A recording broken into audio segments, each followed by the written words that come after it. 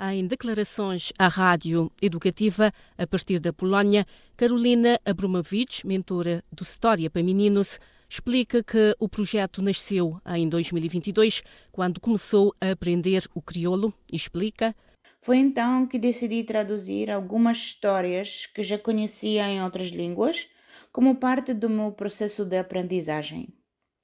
Em 2023, com a ajuda da minha professora Ana Josefa Cardoso, revisamos e corrigimos os textos que eu havia traduzido.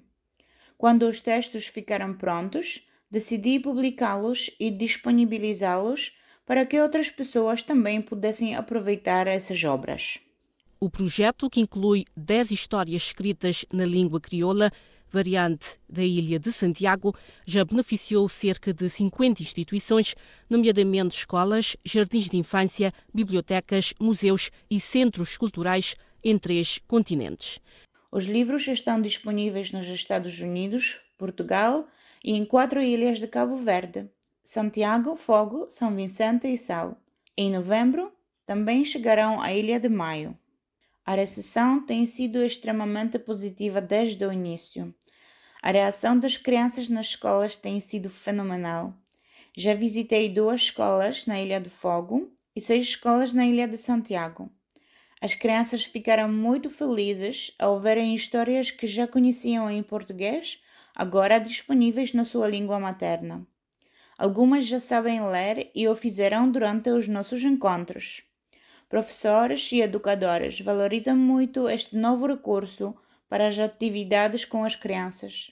Algumas histórias já foram dramatizadas e apresentadas como peça de teatro.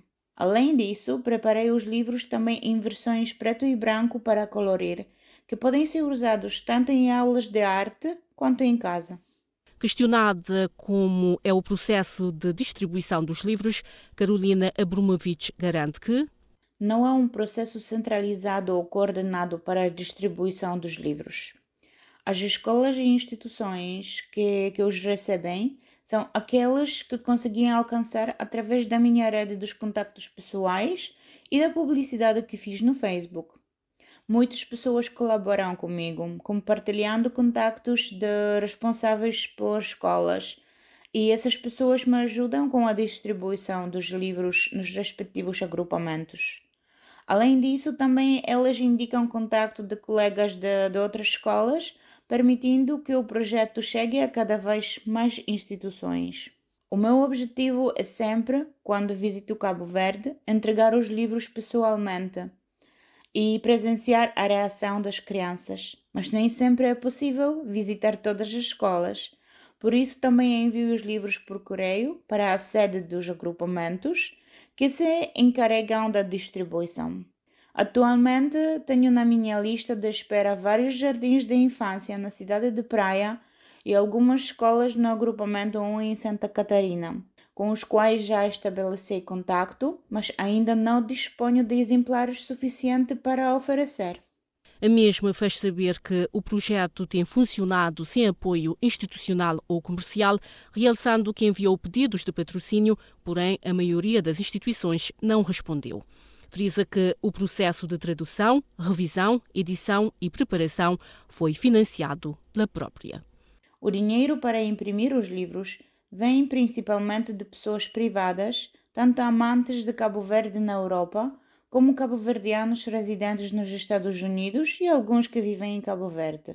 Além disso, organizei 2 campanhas de crowdfunding, onde pessoas da Europa e dos Estados Unidos doaram dinheiro para ajudar na impressão e distribuição dos livros. Outra fonte de financiamento vem da venda dos livros. Qualquer pessoa pode comprar um conjunto de 10 livros por 50 euros, o que me permite não só imprimir esses 10 exemplares para o comprador, mas também mais 20 livros que são oferecidos gratuitamente às escolas e jardins de infância em Cabo Verde. O apoio mais necessário para que o projeto funcione a 100% é principalmente financeiro, já que a impressão dos livros tem um custo significativo. Outro tipo de apoio muito útil é a divulgação do projeto. Todos os livros, tanto as versões para leitura quando as para colorir, estão disponíveis gratuitamente no site do projeto, o que permite que qualquer pessoa com acesso a um computador ou telemóvel e internet possa ler e imprimir as histórias.